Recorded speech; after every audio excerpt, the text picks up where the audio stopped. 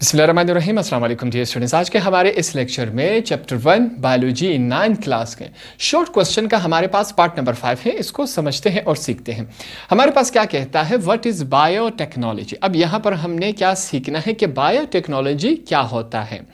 हम क्या करेंगे, इसको थोड़ा सा आसान अल्फाज में समझेंगे, मुश्किल अल्फाज की तरफ हम नहीं जाएंगे। पहले पोर्शन में हम क्या करेंगे, इस बायोटेक्नोलॉजी के लफ्ज़ को समझेंगे कि इसका मकसद क्या होता है, कहाँ कहाँ इस्तेमाल होता है। उसके बाद हम क्या करेंगे, डेफिनेशन की तरफ जाएंगे।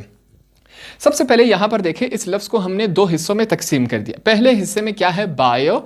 बायो का मतलब क्या है कि बायोलॉजी, ठीक है, ये हो गया हमारे पास बायोलॉजी। और अगर हम टेक्नोलॉजी को एक साथ पढ़े तो हमारे पास ये एक नया ब्रांच बन जाता है बायोलॉजी का। वो क्या होता है, बायोटेक्नोलॉजी। अब बायोलॉजी का तो हमें पता है कि ज़िंदगी के बारे में स्टडी करना, समझना, पढ़ना, उसे क्या कहते हैं, बायोलॉजी। टेक्नोलॉजी क्या होता है, आसान अल्फाज में हम कहते हैं, समझते हैं। पहले इंसान घोड़ों और जानवरों पर सफ़र करता था, अब क्या है, गाड़ियों, ट्रेनों, मोटरसाइकिल और जहाज़ों में सफ़र करता है। क्या है, टेक्नोलॉजी है। पहले इंसान सामने बैठकर बात करता था, अब हम फ़ोन के ज़रिए, इंटरनेट के ज़रिए एक दूसरे से बात कर सकते हैं, एक दूसरे को देख सकते हैं। तो ये क्या है, टेक्नोलॉजी है, ठीक है। पहले इंसान हम क्या करते थे, ज़्यादा फासला बहुत ही ज़्यादा वक्त में तय करते थे, अब हम जहाज़ की मदद से वो ज़्यादा फासला कम वक्त में तय करते हैं। तो क्या हुआ, टेक्नोलॉजी हो गई, ठीक है। दोनों अल्फाज को, बायोलॉजी और टेक्नोलॉजी को जब एक ही साथ मिलाया जाए तो हमारे पास ये क्या है, एक नया ब्रांच बन जाता है कि क्या होता है हमारे पास, बायोटेक्नोलॉजी। अब अगर हमसे कोई पूछे कि बायोटेक्नोलॉजी क्या होता है, आसान अल्फाज में हम कैसे समझाएंगे। इंसानों के फ़ायदे के लिए किसी भी जानदार को अगर हम इस्तेमाल करें इंसानों के फ़ायदे के लिए, तो उसे हम क्या कहते हैं, बायोटेक्नोलॉजी कहते हैं। अब इसको हम एग्जाम्पल से समझेंगे कि कैसे हम जानदारों को इंसानों के फ़ायदे के लिए हम इस्तेमाल कर सकते हैं। यहाँ पर एक एग्जाम्पल लेते हैं कि कैसे हम जानदारों को इंसानों के फ़ायदे के लिए इस्तेमाल करते हैं। यहाँ पर देखिए, सबसे पहले मैं क्या लिख रहा हूँ, इंसुलिन, ठीक है। ये मैंने लिखा इंसुलिन। इंसुलिन क्या होता है, इंसुलिन एक हमारे पास क्या है, हार्मोन है, ठीक है। ये एक हार्मोन है और इसका क्या काम क्या होता है कि इंसान के जिस्म में शुगर के लेवल को वो कम करता है, ठीक है। ये मैंने लिखा शुगर लेवल। इंसुलिन एक हार्मोन है जो कि इंसान के जिस्म में क्या काम करता है, इंसान के जिस्म में वो शुगर के लेवल को कम करता है। अब फ़र्ज़ करें हम कहते हैं कि उस इंसान के जिस्म में इंसुलिन ने काम करना छोड़ दिया। जैसे ही इंसुलिन ने काम करना छोड़ दिया तो उस इंसान का शुगर लेवल क्या हो जाएगा, वो हाई हो जाएगा। आम इस्तेमाल में हम क्या कहते हैं कि इस इंसान को शुगर है, वो असल में ये प्रोसेस होता है, ठीक है। आपके एग्जाम्पल के लिए, आसान समझाने के लिए है। तो जब किसी इंसान में इंसुलिन काम करना छोड़ दे और उसका शुगर लेवल बढ़ जाए तो इससे हम क्या कहते हैं कि डायबिटीज़ हो गया, ये इंसान शुगर का मरीज़ है। अब हम क्या करते हैं, किसी ठीक इंसान से इंसुलिन के जीन निकाल लेते हैं, ठीक है। ये हमने इंसुलिन के जीन निकाले। फॉर एग्जांपल, हम एग्जांपल से समझ रहे हैं, किसी ठीक इंसान से, सही इंसान से हमने इंसुलिन के जीन निकालिए और ये हमने क्या कर दिया, इस जीन को हमने ट्रांसफ़र कर दिया बैक्टीरिया में। किस में, हमने बैक्टीरिया में, हमने बैक्टीरिया में ट्रांसफ़र कर दिया। अब ये जो बैक्टीरिया है हमारे कहने के ऊपर हमारे लिए क्या काम करेगा, ये हमारे लिए क्या बनाएगा, ये हमारे लिए इंसुलिन बनाएगा। ये क्या है, हमने क्या किया, एक जीन उठाया, किसी इंसान से हमने जीन उठाया, ठीक है।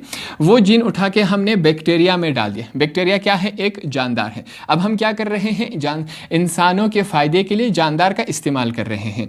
हमने जीन उठाया इंसुलिन का, हमने बैक्टीरिया में डाल दिया। अब बैक्टीरिया हमारे कहने के ऊपर, ये काम हम नहीं कर रहे, बैक्टीरिया हमारे लिए कर रहा है।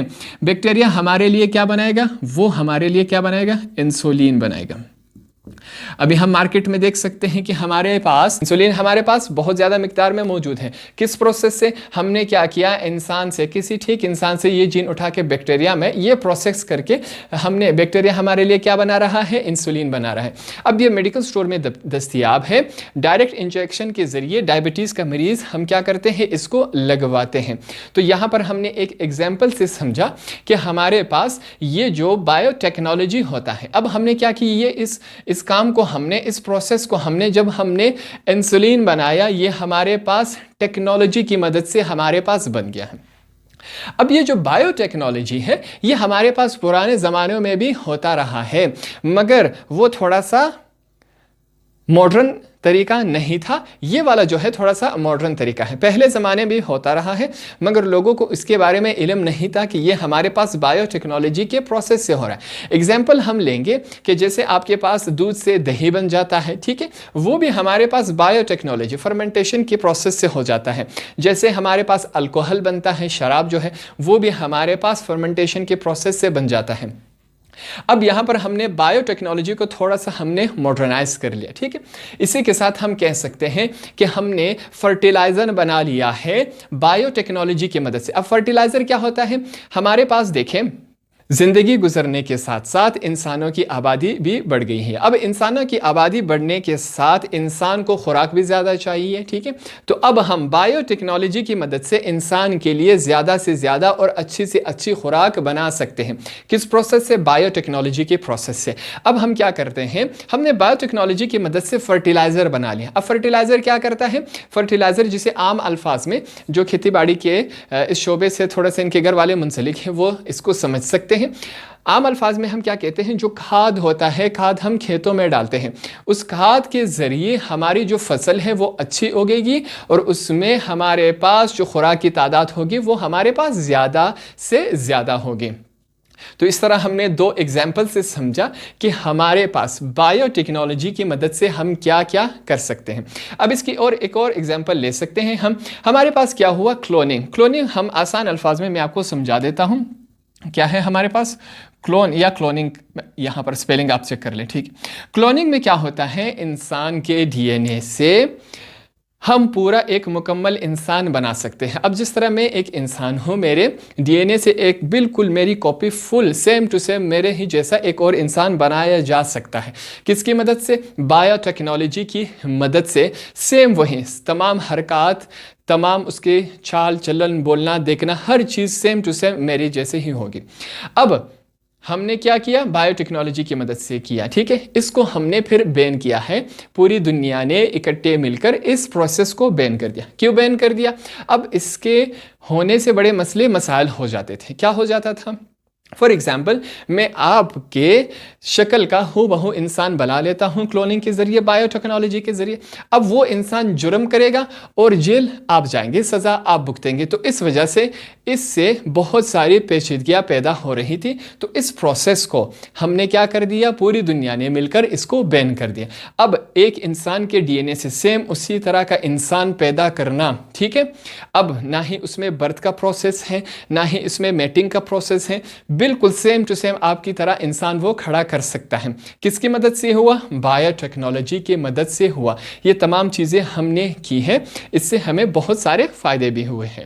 اب ہم کیا کریں گے؟ بایو ٹیکنالوجی کے کچھ ایگزامپلز لیں گے کہ ہم نے بایو ٹیکنالوجی کی مدد سے کیا کیا چیزیں دریافت کی ہیں، کیا کیا چیزیں بنائی ہیں۔ اگر کوئی ہم سے پوچھے کہ ایگزامپلز دیں آپ بایو ٹیکنالوجی کے، تو آپ سب سے پہلے کیا کریں گے؟ Production of anti biotics. Anti biotics کیا ہوتی ہیں؟ جو زخم کی دوا ہوتی ہے اسے ہم کیا کہتے ہیں؟ Anti biotics. اب یہ بھی ہمارے پاس بایو ٹیکنالوجی کی مدد سے بنا ہوا ہے۔ اب اس کا پروسیس اگر ہم سمجھیں گے تو ہم اپنے ٹاپک سے ہٹ جائیں گے، ٹھیک ہے۔ تو اس وجہ سے ہم تھوڑے سے ایگزامپل دیں گے۔ فرٹیلائزر جس طرح ہم نے کہا جو کھاد ہوتا ہے فصلوں میں استعمال ہوتا ہے وہ بھی بایو ٹیکنالوجی کی مدد سے بنایا گیا ہے۔ اور انسولین کا ہم نے ایگزامپل لیا کہ وہ کس طرح بنا، کس طرح ہم نے جین اٹھا کے بیکٹیریا میں ڈالا اور وہ ہمارے لیے انسولین بناتا ہے۔ تو کوئی ہم سے ایگزامپل پوچھے ہم ان کے ایگزامپلس دیں گے بایو ٹیکنالوجی کے۔ تو ڈیفینیشن میں ہم کیا لکھیں گے؟ سب سے پہلے یہ بتاتا چلوں میں آپ کو، جو بایو ٹیکنالوجی ہے یہ 1970 میں اس کی شروعات ہو گئی تھی، انٹروڈیوسڈ ہو گیا تھا، ٹھیک ہے۔ ڈیفینیشن میں ہم لکھیں گے it is the combination of biology and technology. جیسے کہ میں نے بتایا تھا کہ بایو ٹیکنالوجی کیا ہوتا ہے؟ یہ کمبینیشن ہے، ملاب ہے بایولوجی کا اور ٹیکنالوجی کا، ان دونوں کا ملاب ہے، تب جا کے کیا بنتا ہے؟ Bio technology. It is the use of micro organism for the welfare of human being. اب اس میں ہم کیا کرتے ہیں؟ بایو ٹیکنالوجی میں ہم استعمال کرتے ہیں مائکرو آرگینزم۔ مائکرو آرگینزم کسے کہتے ہیں؟ چھوٹے جانداروں کا ہم استعمال کرتے ہیں۔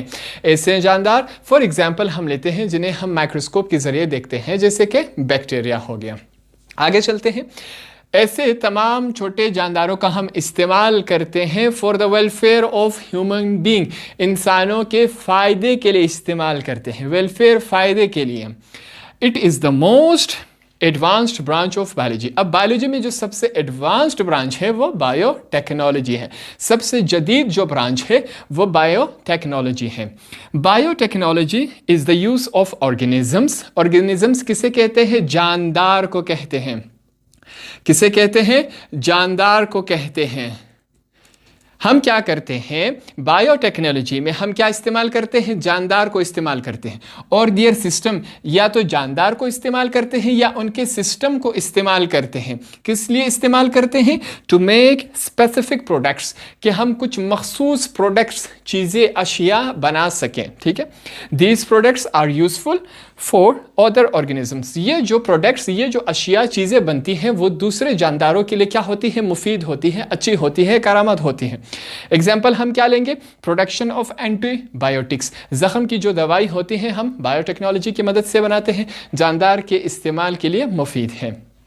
फर्टिलाइज़र हमने बताया, जो खाद होता है फसलों में इस्तेमाल करते हैं जिससे फसल ताकतवर, अच्छी और ज़्यादा मिकदार में पैदा होती हैं। लास्ट में क्या था? इंसुलिन, जिसका हमने एग्जाम्पल लिया था। तो ये हमारे पास क्या हुआ? बायोटेक्नोलॉजी को हमने आसान अल्फाज में समझ लिया।